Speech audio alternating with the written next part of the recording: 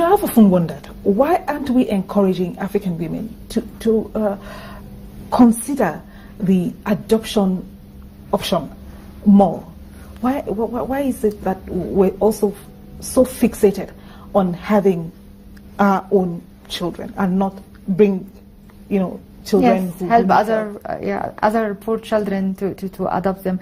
I think maybe because most husbands they want a son or a daughter from their own blood and DNA, and this is something you cannot change unless if you are in peace with yourself. Okay, and they feel that your role can be more to give people who in need than to have a child from your own DNA and your own blood. If you can't, it's okay to help other children and raise them and to be your children, and it's okay to help others.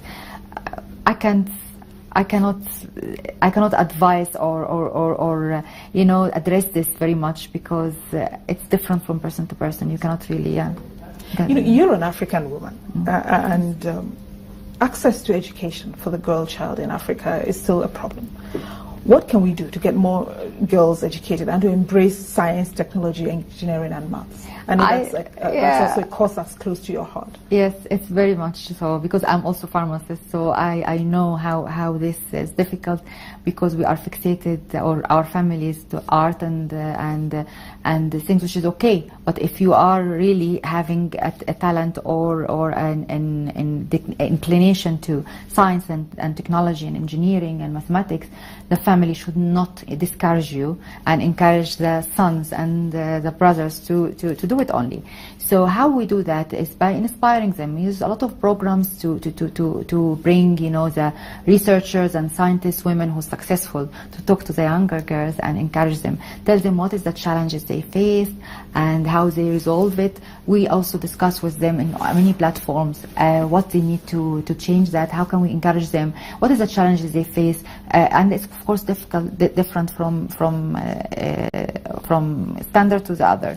In a poor setting, again, maybe she has to go back and work for the family and help the mother to keep the children and all these things, and then go and bring water and come back. It's too late, there is no electricity to study, and then they finish. So we try to resolve these things by providing them with laptops and maybe solar lamps, and encourage them in school to feel strong and to rock science and rock engineering and rock math.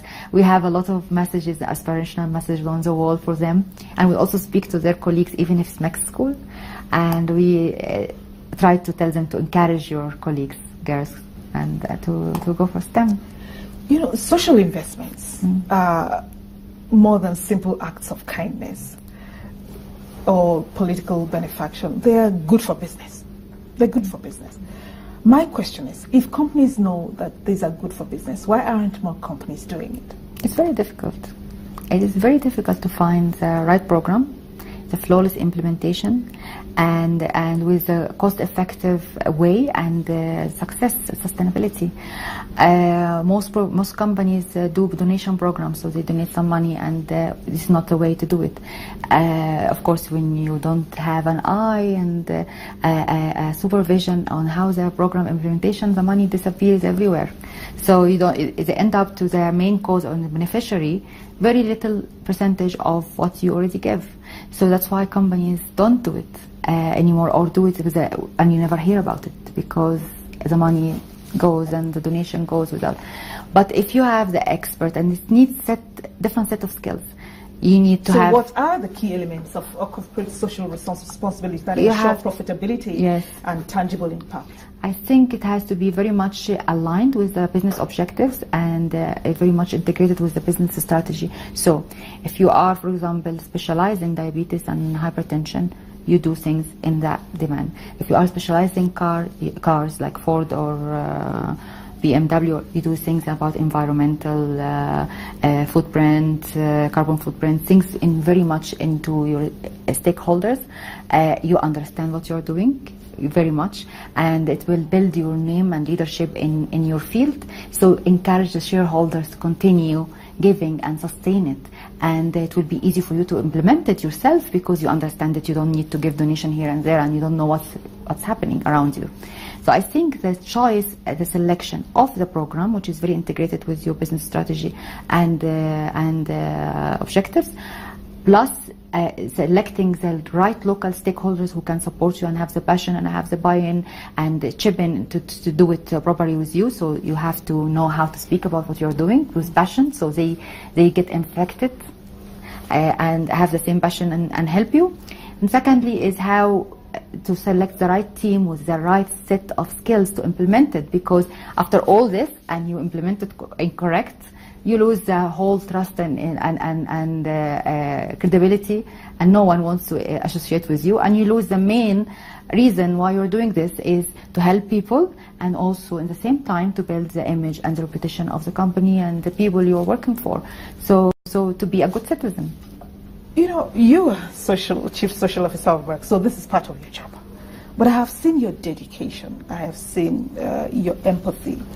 What is it in your personal life that has made you so committed to a cause like this? Actually, also being a woman. I mean, I suffered a lot in my career, my life. I've been told that, I mean, women should know their place, and you cannot go up to that level before, I mean, other men. And I've been said to me that one day how I will promote you and men to be reporting to you, because how they will say, what they're going to say to their wives when they go back home. This is all I heard in my career. So I was really determined to do something I have passion for, and to help people, in the same time help myself and help my employer, and to make a difference. Every time I get out of bed to go to work, I have to say, today I have to make a difference. And the day I don't make a difference, I have to sit with myself and say what I've done wrong and what I have to change. It makes me look at every single detail, every single thing without even thinking. It just became an automatic pilot in my head that this is happening. And when I see I made a difference, the tears come to my eyes, because all my life I thought I will end up as an unrecognized woman with never reach my potential. And when I make a difference, I feel this is what I born for. I am lucky. I achieved. This is a success. The success is not to compete with someone else and to be better than someone else. Success is to reach your potential and the purpose you were born in your life, to achieve what you should do and what you could do. And this is what I feel every day. Rasha Kelej, we thank you for it. Thank you very much. Thank you. And we thank you for watching. Please join us next time when the program returns. But between now and then, let's continue the conversation online at channelstv.com, and do tweet me your thoughts at MoreDailySY. I'd like to know what you think of my conversation with Rasha Kelej, Vice President, Merck Healthcare. Thank you again for watching, and see you next time.